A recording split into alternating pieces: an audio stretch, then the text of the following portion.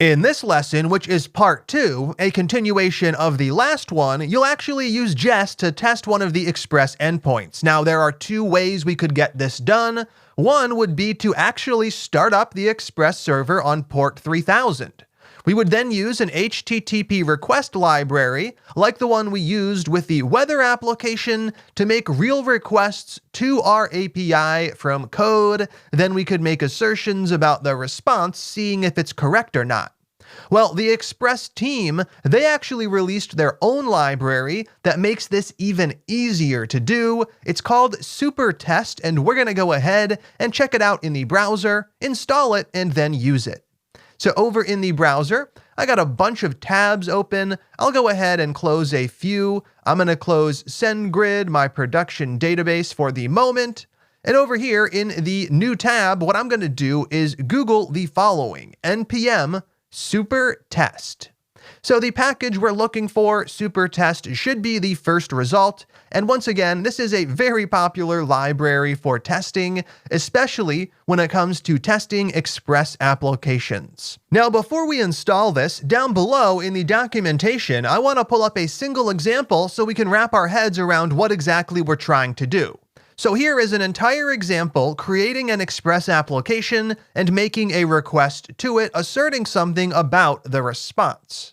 So what do? We load in both Supertest and Express, and then we define an Express application and set up a single route, something we've already done. So this is the stuff we already have in place. We're not going to need to recreate this.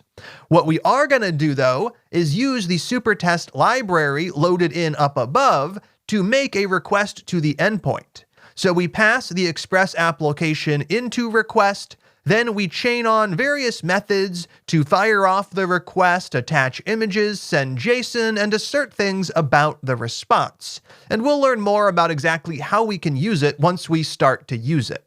So for now, one key thing you'll notice is that a call to app.listen is nowhere, but this still works. Supertest doesn't need your server to actually be up and running.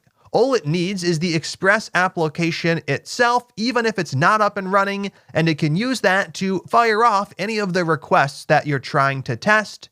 So this is going to be excellent for us when we're testing from Jest. Now that we can see what we're getting ourselves into, let's go ahead and actually install this in our project and use it to make a request to one of our endpoints. So over in package.json, I'll be shutting down the test command, and I'll use npm i to install Supertest at the latest version, which is 3.4.1, and we're going to save this as a dev dependency using save dev. It's only something we're going to need on our local setup when we're running our test command. Now, once we have that installed, we're actually going to be able to use it in our test file. So right here, it did get installed correctly. I'm going to go ahead and rerun npm test. And then we can actually take a moment to close down a few files we'll no longer need. Package.json is all set up. So is test.env and dev.env. Now in here, what do? We have our math.js file and our math.test.js file. We're not going to use these for now, but I will leave them in place just so we can remember exactly how we did certain things.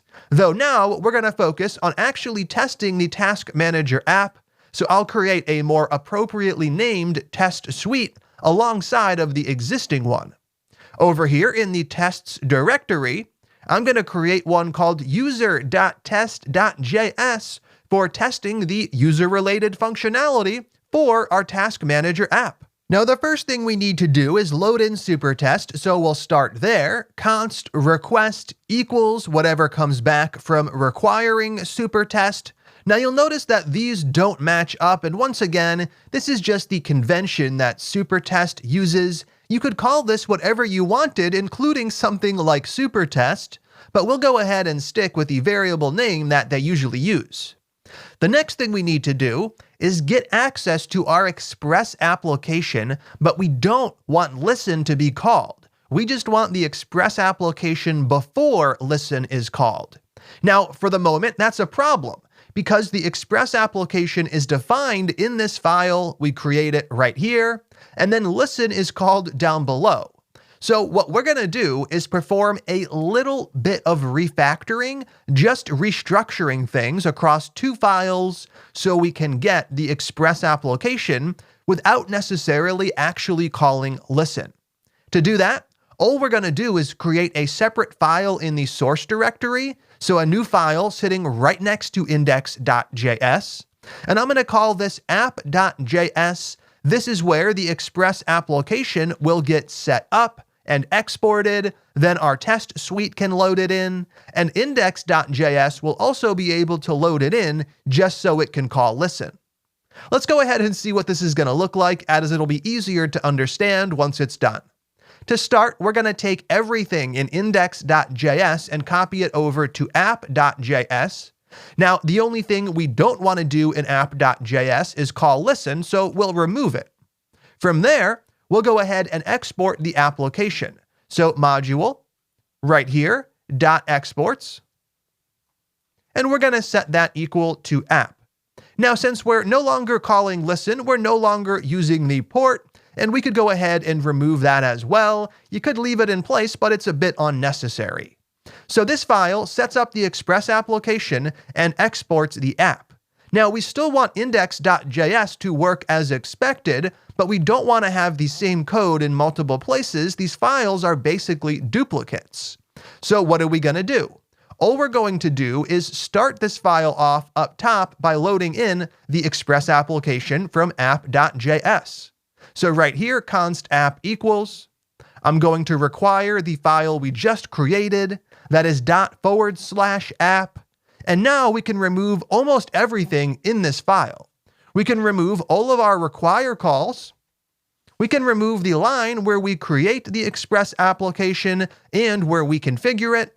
All we're going to leave in place are these three things. We load in the Express app, we define our port, and then we call listen. So when I want to start the server up in development mode, what do? I still just run index.js. It takes care of everything. When I want to load in the Express application strictly for testing purposes, I just grab it from app.js, and this is exactly what we wanted to do.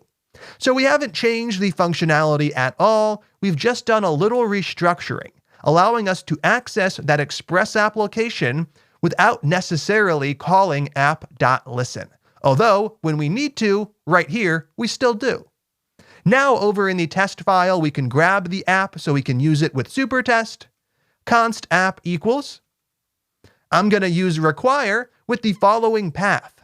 to get out of the tests directory, /source/app, the file that we just defined. Now, with this in place, we'll actually be able to make requests to our Express application from our test cases, and that is exactly what we're about to do. Right here, I'm going to create the test case by calling that test function and providing a name for it. I'll use something like should sign up a new user, and this test case, as the name suggests, is going to attempt to sign up a new user using post /users. Now I am going to mark this function as an async function, as I'll be taking advantage of await down below.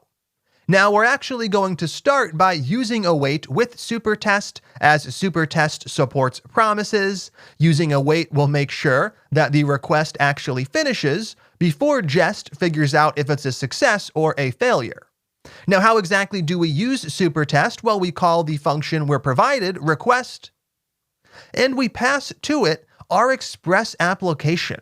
So I'm going to call it passing in app. Now, the next thing we do is specify exactly what we're trying to request. We have to provide the HTTP method and the URL, and we do that by using a series of methods very similar to those we used when actually creating the Express application. So right here, we could access get, patch, delete, or post to make one of those requests. In this case, I want to use post, but we'll explore the others later. And we provide to it the URL. Now, it's not the complete URL, just the path, so /users is exactly what we had configured when defining our Express application. Now from here, we want to figure out how we can send data across the wire. I want to provide real, valid data, and I want to expect that the user gets created and I get my 201 status code back. To do that, we chain on a method send. Send allows us to provide an object containing our data, so on here we'll set up name, email, and password. First up, let's configure the name. I'll go ahead and set it equal to Andrew. Then down below that, we'll go ahead and configure the email, andrew@example.com. And finally, we'll set up a password, and in this case, we want all of the data to be valid. We'll set up other test cases later with invalid data to make sure it fails. For now though, we want this one to pass, so I'll use something like my password 777 with an exclamation mark on the end. Now from here, we haven't made any assertions. We've just sent things off to the endpoint. We'll learn how to assert things about the response body a bit later. To start, let's just assert something about the HTTP status code. To do that, we add on another method call to supertest, that is expect. We pass to expect a number, and in this case, we're expecting a 201 if things go well. Now at this point, I want to take things nice and slow because there's a specific problem with our setup that won't be obvious at first. So at first, all we're going to do is save the file. It's going to rerun all of our tests, and we're going to see 2 passing test suites with 7 passing tests. So this is fantastic. It means that obviously our math tests are still working, but it also means that our setup is correct. We were able to load in just the Express application, pass it to supertest, make a request with this data to the following endpoint, and we got a 201 back. Now we actually have data in that test database as well. So if I head over to my MongoDB Compass application, we can switch between the production database and the localhost database. We'll be connecting to that localhost database, and now we have a Task Manager API test database alongside of our original one. So this is the database that contains our test data, and if I crack that open, we have the one user created by our test cases. Now, what's the problem? The problem is that if I rerun the test suite by either saving the file or just using A from Jest down below, this test case is gonna fail.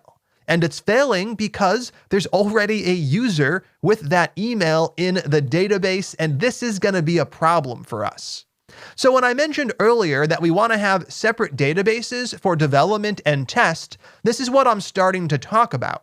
When our test cases run, we need to make sure they're starting from a nice, clean slate. So I actually want to wipe all of the data in the test database before the test cases execute to make sure they can run consistently over time. So it's up to us to set up a little bit of code to tell Jest that it should be wiping data and setting up specific data before the test cases run. Our test cases shouldn't work once and then fail the second time because of what the previous run of the test case did to the database. That's going to create a test suite that's useless. Every time our test suite runs, the environment should be recreated, and in our case, that's as simple as deleting everything in the database. And as mentioned, we'll also be setting up data in the database to start with later, so we can test things like the ability to log in or update a profile. So let's go ahead and see what all of this is going to look like. It'll make a lot more sense once we actually have it in place, and that's coming up in the next lesson. For now though, we have a great start. We do have a test case that is successfully able to interact with our Express application and make an assertion about the response. We'll talk about those lifecycle functions that Jest provides in the next lesson, so let's jump right in.